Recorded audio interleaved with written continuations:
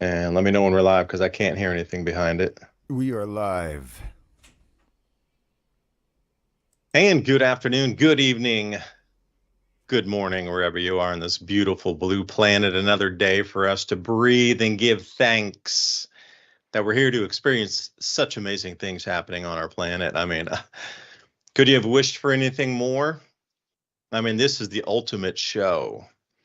If you the grand finale, if you were going to see the Super Bowl or some sort of grand event, the World Cup, F1, whatever it is, at the apex of the top performers on the planet in unison performing in a single contest. We are here right now. Humanity versus it's a cage match of humanity versus darkness. I cannot believe, I sit here and once things of legend and lore, I'm surprised. I'm expecting the Loch Ness monster to pop out as the geoengineering contrail slash chemtrail slash sun blocking particles go right over the Loch Ness monster's head. We were told that was conspiracy. We were told that never. You told you were insane if you talked about those are just trails. And here we sit. They want to begin blocking the sun out. And as Ransom will talk in tonight, Animatrix, the original, I should say, pre to what you consider the Matrix. I remember seeing the animated movie many years ago, and I was like, they blocked out the sun to try to stop the robots. And where do we sit today? We're at the time where there's robots and we're blocking out the sun. All right, so is this, cognition here? Is this predictive programming? I mean, we sit right in the middle of all this madness, and I am going to call it madness. Doesn't make sense, really, what we're going through, what's happening right now. They're coming out with a straight face and telling you they're going to block the sun. Yet channels were removed, people were chastised, websites removed. You were put into a straitjacket in a funny farm because you said that they were nanoparticulates. Now, as we get into the show here, I did want to kind of wind back into this grand solar minimum and depleting magnetic field on our planet just for a second, because I think it's important that another layer of the onion of this geoengineering program is cosmic radiation management, CRM. Different than the solar radiation management, SRM. They are two different categories, yet the same program, same dispersal, same nanoparticulates of metal, but two completely different purposes. Two birds, one stone. What we're about to witness is these idiots playing God, pretending they can block out the sun. Now, keep in mind, the reason we're having disturbed weather and our crops aren't growing very well is because, well, disturbances in the jet stream from a decreasing magnetic field. Yet add on top of this, when they're going to go full bore at it, and you're going to see far more trails in the skies than you normally do, that would be, well, they're going to disrupt something further, because it's not going to go to where we are now, and there's a lot of people pushing back. They're going to go to the Uber. And I do hope finally people will look into the sky and go, wow, there's a lot of those trails. And maybe at some point people will, how do you push back and stop something like that? And another thing, solar radiation management. I could see why they're starting to kick off the program now heavy, because as we're stepping off solar maximum here, the lower our magnetic field goes on the regular 11-year cycle, forget a 400-year or a 2,000-year cycle in magnetics and tightness of our magnetic field that bounces and rejects cosmic rays. As we step off this solar maximum going down in, we are going to see some incredible amounts of galactic cosmic rays come in. But those more particulate metals that are dispersed up there, the strontium, the barium, and the aluminum, those nullify the charge of those inbound particles, depending on what type of gamma ray it is. This causes 7 times more rainfall. Thanks, Heinrich Svensmark, for risking your career to do the research. Again, laughed out of all circles of academia, because he said galactic cosmic rays cause more rainfall, and they come down in a cascade. And the first analysis was it's going to create this much X of additional rainfall when we come into a very depleted magnetic field state, and we're going to get biblical rainfall because of the cascading cosmic rays that then cascade, and then as they make their way to Muon formations through the atmosphere. They create a cloud particle, a droplet base reservoir for that to coalesce around and become what you consider a raindrop. All right, so there's a chemical reaction, and Tesla understood this even better than Nikola Tesla. They understood the interaction of galactic cosmic rays on our atmosphere. After they did an enormous amount of study and they were able to get funded to do their studies, they found it was seven times more cloud building and rainfall than was predicted originally.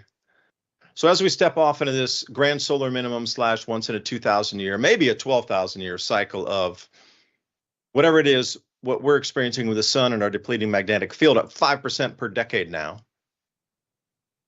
we're going to get a lot more galactic cosmic rays inbound. So it's just quirky for me.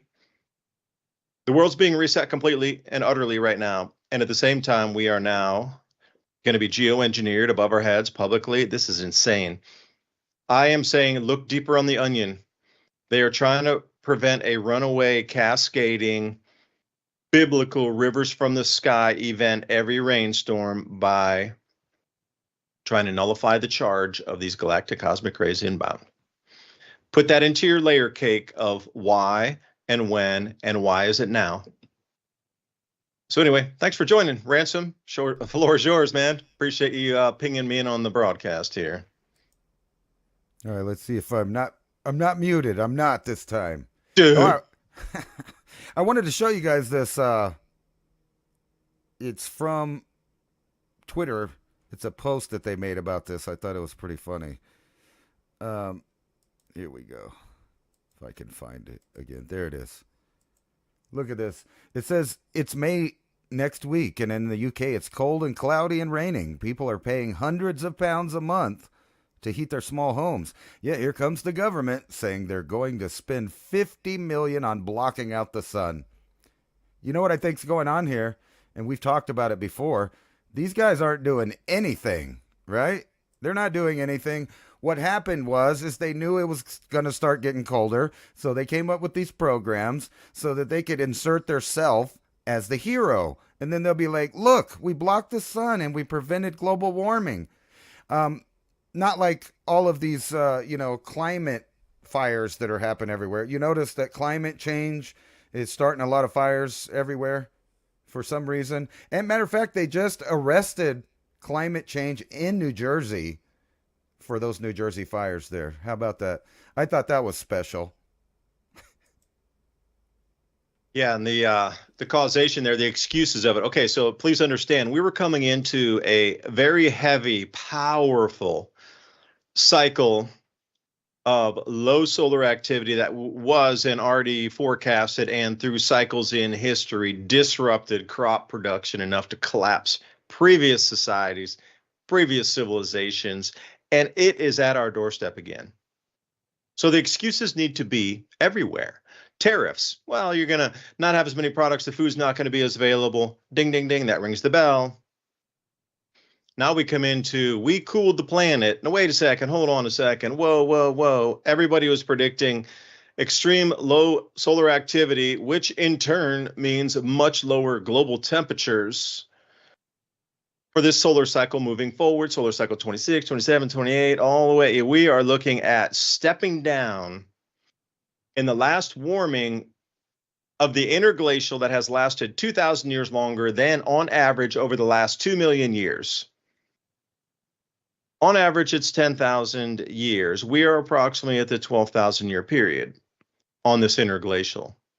So we got an extra. Now, you could say, well, that was Younger Dryas. It should have cooled further, but, it got hit and we put everything in the atmosphere. And then it took that additional 1,000 years of stabilization after the cometary impact on the ice sheet. And I get it. There's a lot of water vapor and it just delayed everything out 1,000 years plus as humanity tried to reboot itself. But here we sit at the cusp. All right, so these facts, we are in the longest interglacial that has been measured in the last 2 million years. And it's 2,000 years longer than, generally the average is between 10,000 and 10,300 years of an interglacial. And we sit here in this one called the Holocene. There's a name for it, Holocene. Big word to say, hey, we're in the warm period between glacial periods. That we're at the very, very, very end of that possible stretching out. If we stretch, eke another little bit of warmth out of it, we're descending into a glacial period. Not tomorrow by any means, but each subsequent step, wherever the climate is going cooler. Our sun is behaving radically different. It is starting to tinge blue if nobody's noticed that. If you didn't notice the spectral change from yellow to white, it is now having a tinge of blue at certain times of the day, which is interesting because John Casey in his book, Dark Winter, had put the angstrom wavelength. You got to look up the angstroms that come, and you can take a look at the sun in different colors. Sometimes it's orange, it's red, it's blue, it's green. You can see the dark yellows, and you get the magnetometer, and you can see the magneto's view on the sun too. This was the blue spectral irradiance, and he put that on the book cover. I'm saying he knew it was going to go this direction anyway. Our sun is behaving radically strange. The UV is just off the charts anyway. We're coming into a decreasing magnetic field, and now some say 5% per decade, but all the information's been masked, hidden, taken offline, and those who had the great information have been, well, they've left this realm. We are coming into a massive change in society and our civilization, the way, and you notice the construct of the very economy and the way we value companies, commerce, transport, and goods is all being shifted at the same time. Why is that? Why are we doing away with globalization after the Lima Doctrine in the 1970s that started globalization? Now we're at the end of the new plan from 2025 to 2050 to do away with that and come back to regionalization. You're telling me all these things are happening right now and the magnetic field's changing to such a point that we're going to struggle to grow crops. This year, a lot of crops will be down a minimum of 4 to 5%. And next year, it will repeat the same. And then the next year, the same. And here, these clowns want to come up and then, okay, well, I hope the awareness of people seeing, trails in the skies, get them to be like, hey, maybe we can stop this. But for them to take the credit on a natural cycle, this is what I've been saying since the beginning of my channel, man, way back in like 2013, 14, was like, they're going to ride on top of a natural cycle to achieve a greater outcome, and they're going to hijack the results of this cycle for their own. And this is what Ransom just described, and this is what we are about to see and beginning to see. It won't take too long until they start taking credit for a cooling world. Or you could say, well, and every time they do, I would appreciate if you could also say, what is the magnetic field decline in addition to that? And has society been disrupted in cooler climates, i.e. Maunder minimum 1640s, because of these very same things that were on a natural pattern? That would be the question to ask, because for them to claim control of this entire environment and say they can cool it and then it gets cool is a little coincidental when the all models, forecasts, and just times of cycles are overlapping now to we're heading into a cooling anyway. Irregardless if we were at the end of the interglacial and the Holocene or not, we would still be at a cooling cycle based on past patterns. I encourage you to look at longer-term cycles. Grand solar minimum is a great start. You could look at the centennial minimum on 100-year or 110-year cycles on low solar activity. But the 400 years where we, rubber meets the road on this one. Now, a lot of people, and I was going to say one last thing, Ransom, in terms of cyclicity here. People know the fourth turning of the 80-year fourth turning, Strauss and Howe. We go through the hopefulness age, after the collapse, into the boom age, into the complacency age, and we keep running this cycle, and it's on an 80-year cycle. We're at the collapse stage right now, if you hadn't noticed. When we run to the bottom of that, we will begin again the hopefulness stage, and people will see possibilities of regeneration and regrowth, but it's going to take a few years yet. We're in probably the 50th year of the 20 years. Now, if you couple 5 of those 80-year cycles together, that's 400 years. That is a grand solar minimum cycle.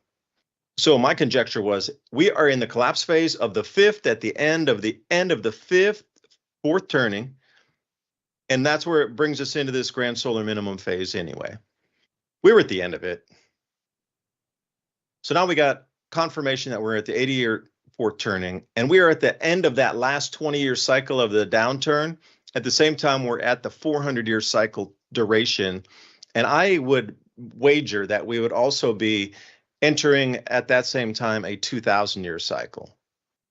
Because, everybody's talking about the change of an age. And if we do talk about changes of